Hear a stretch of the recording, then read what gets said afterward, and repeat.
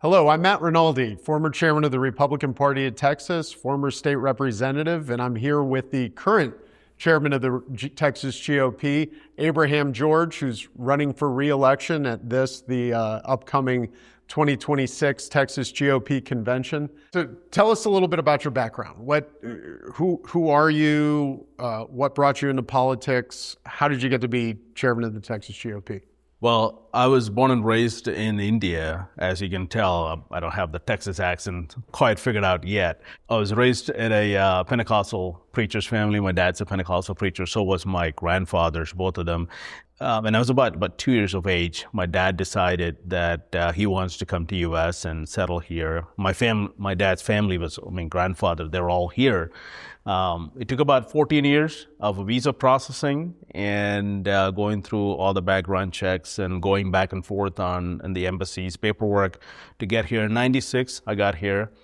My whole deal was find a job, get some education, buy a house, get married, have family, and live a great American life. That was the whole deal. Never cared about politics until Barack Obama decided he's going to run, and his whole messaging was every minority have to be supporting Democrats and him, and I'm like, I don't like you. I don't like the policies that you're saying, pushing out, and kind of ended up going to Texas and actually Dallas County GOP headquarters and asked me what's the difference between Democrats and Republicans. And they showed me this push card that Texas GOP still produces. There was the blue push card, just like this is Republican, this is Democrat, and check boxes and all that.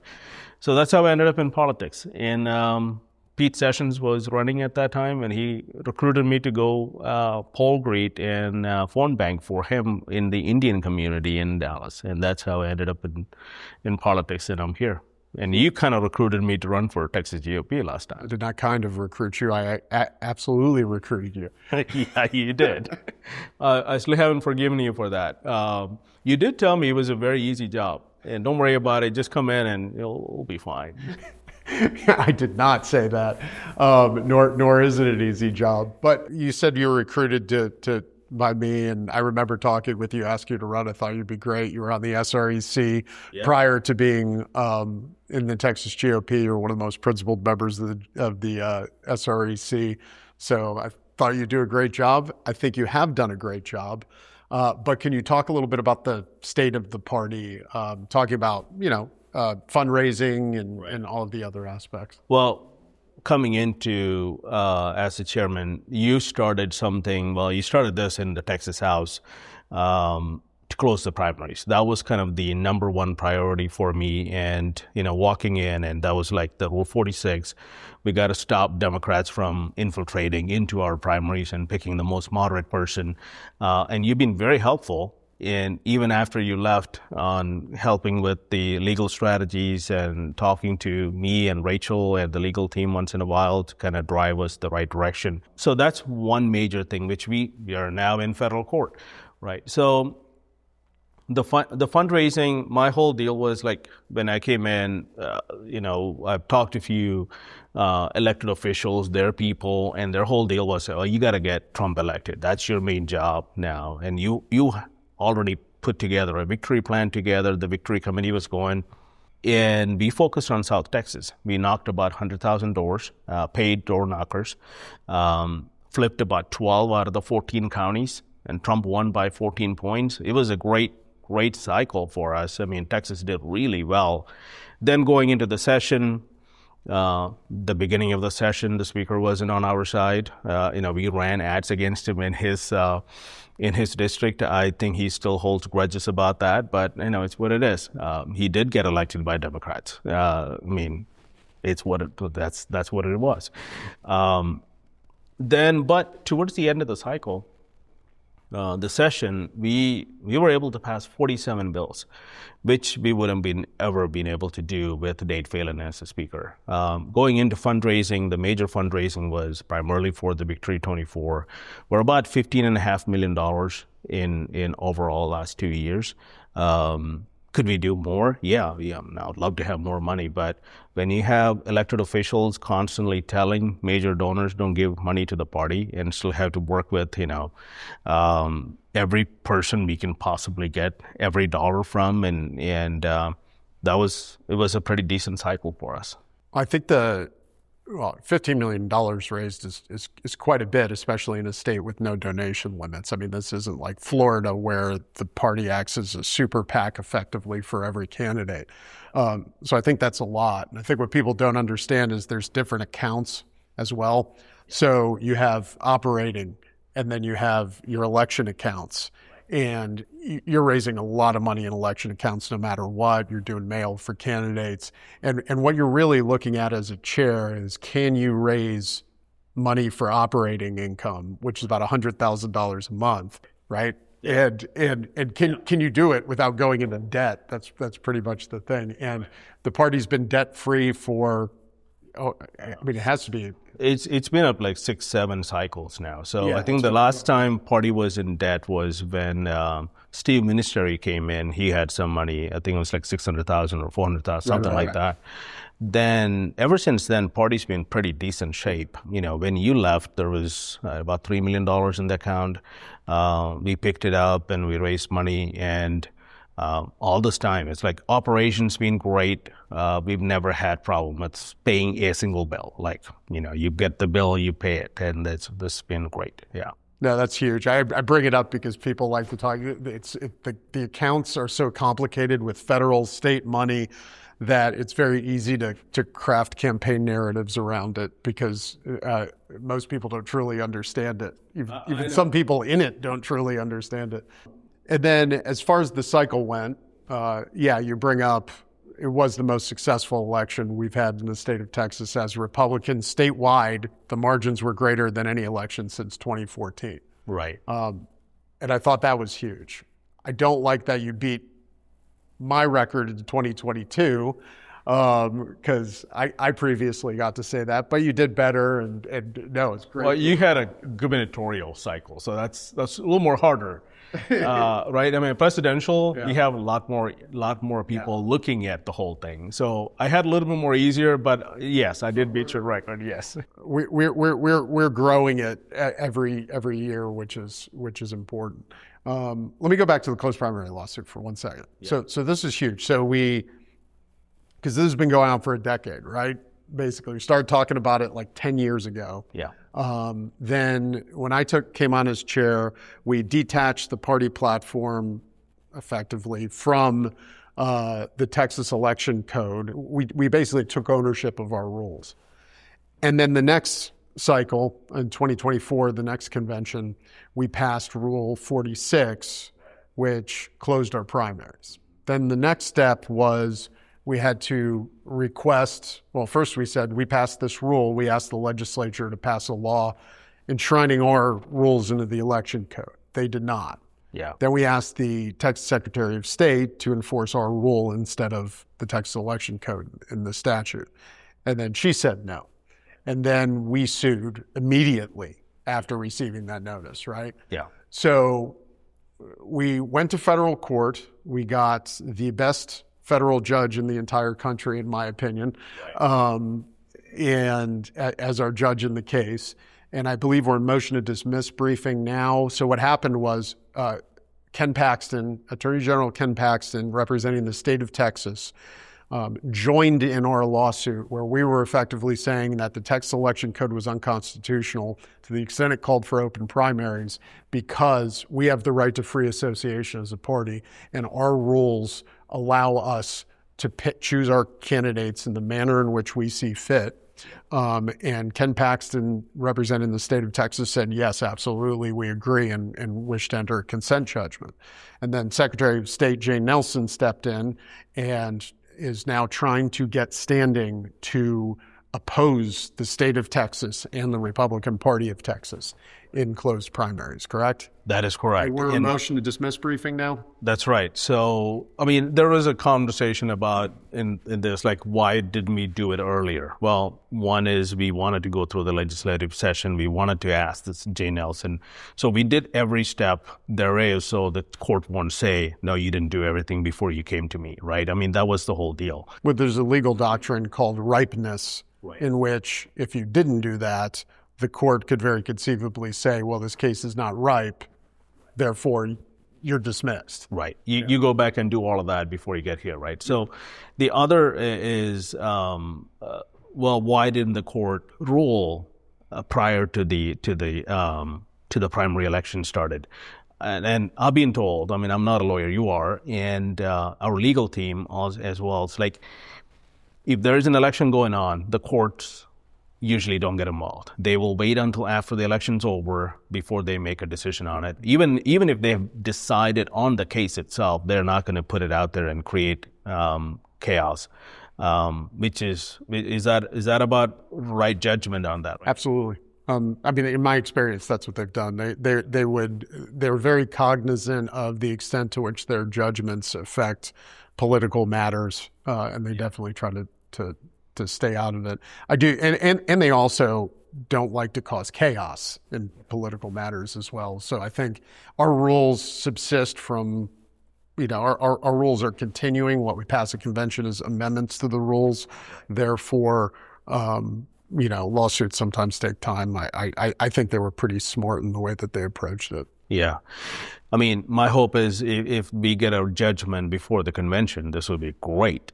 But if we don't, then hopefully we'll get something over the next few weeks. Well, I mean, I don't even think you need a judgment. You just need, if you can get any indication on the motion to dismiss, you pretty much can see where the case is going there, and then the Secretary of State can act appropriately. I mean, the writing's going to be on the wall once you start getting rulings from the court, and I would assume they would wait until the end of this primary runoff to do anything. So hopefully you get something soon. If not, I see the way courts work, definitely. Yeah, within the next couple of months, we should have some sort of answer or the direction for the case. Well, thank you for your support and help on that, because you filed the bill in Texas House. Yeah, I did. A couple other people did as well. I don't want to take complete credit, but it has been something we've been looking at for quite a long time and that we've been fighting for quite a long time. Talking about legislative priorities, another big thing. I know you guys passed 47 legislative priorities, completely unheard of. I mean, when we were passing them, we were doing that on a lot smaller scale.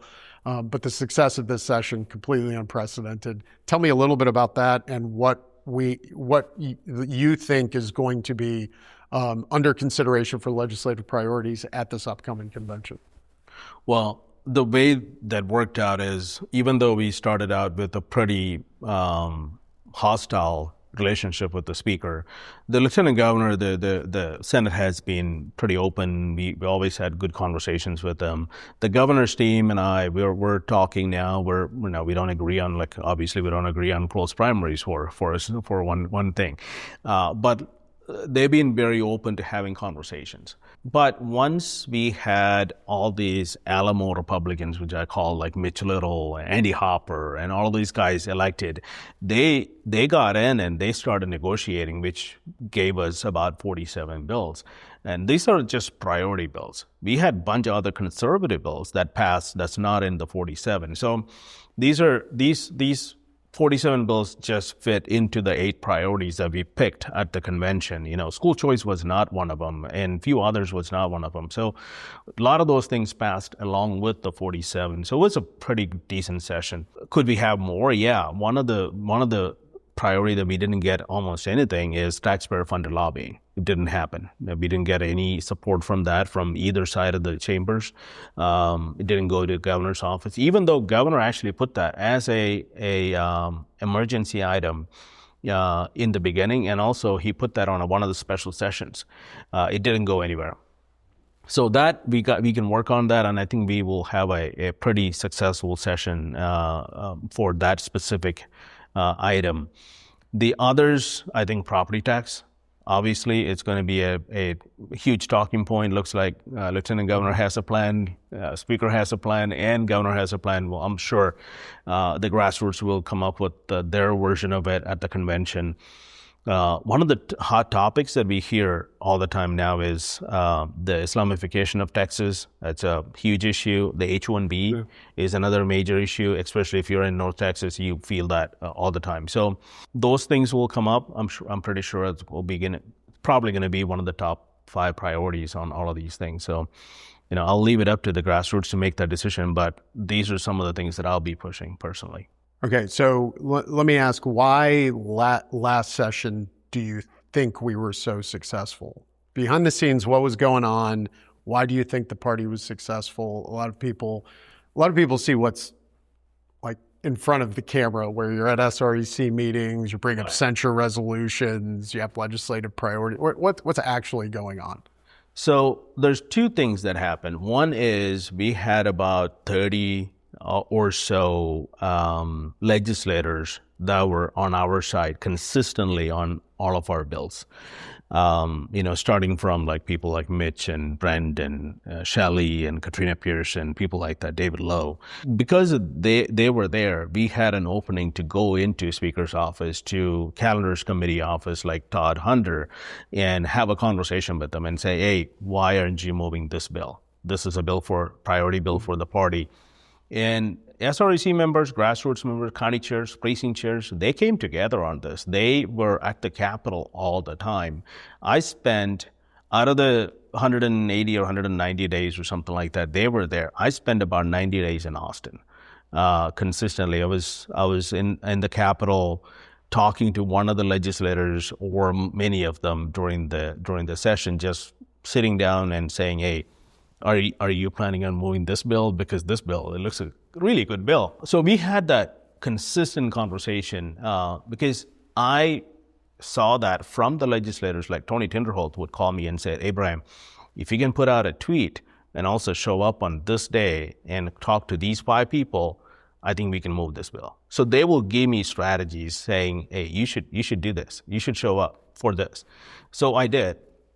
And it wasn't successful all the time, but it was successful a lot. And we had good numbers come out of it. And that happened with SREC members and some county chairs and some precinct chairs, even people who are not any of that. Like Julie McCarty will be there all the time. Like Anne Fran will be there, right? They'll show up and they'll bring a bunch of people along with them. So the grassroots pressure really works, and it did last time.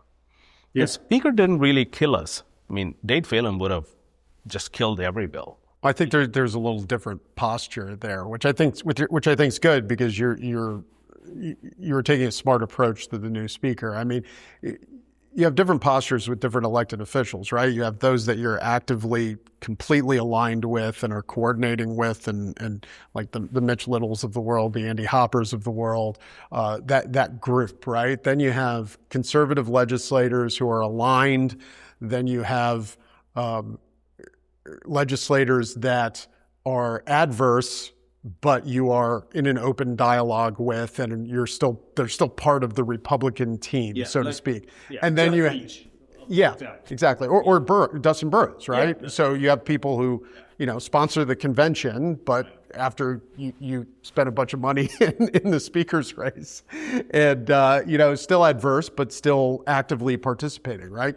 And then you have the Dade Phelans of the world who are trying to impeach our Attorney General, actively fighting against the party, and there you have no open dialogue. So I think there's different levels there, and I think that's important for people. Yeah, it's a funny number because Dustin Burrows is giving $50,000 to the convention, and that's exactly the same amount we spent against him in his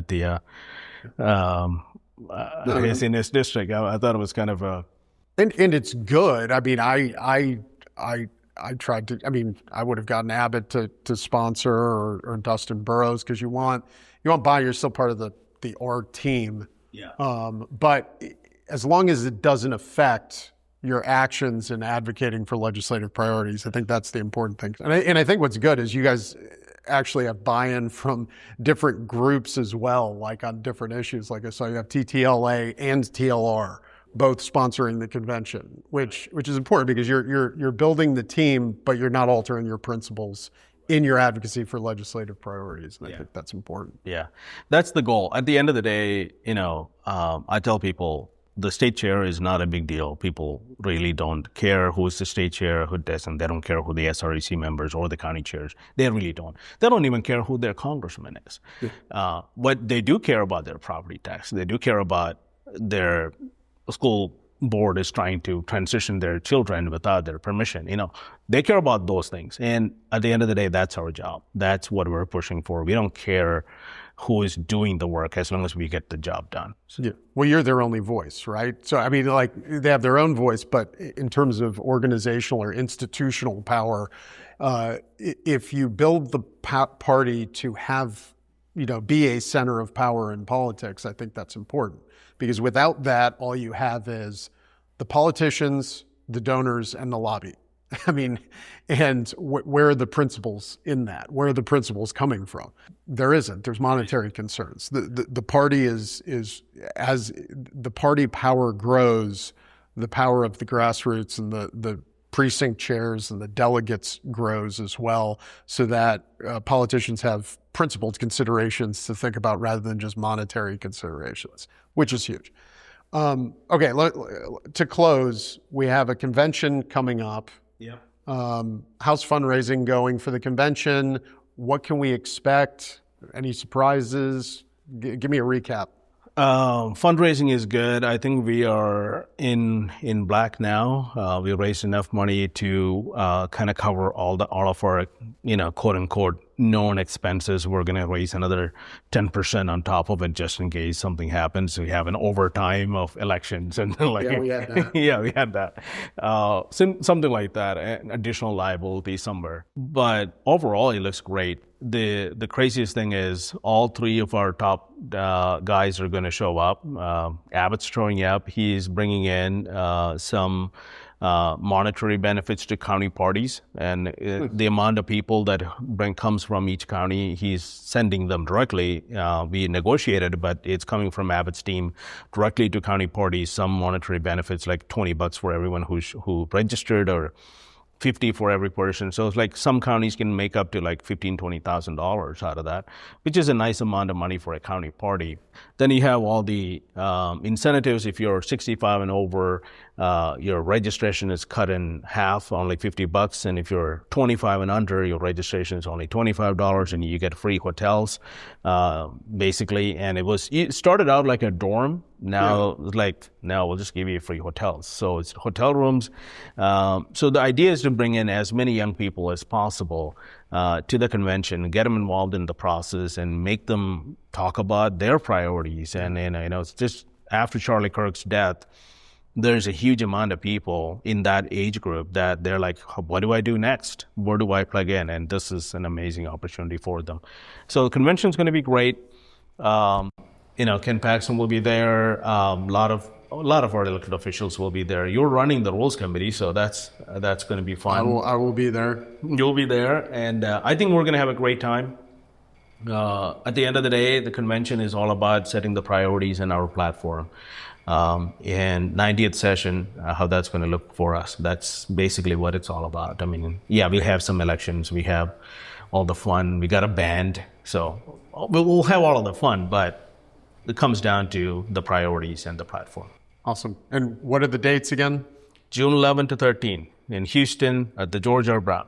June 11th to 13th in Houston at the George R. Brown. Thank you for joining me here today. I really appreciate it, and hope to see you all June 11th to 13th down in Houston. Thanks again.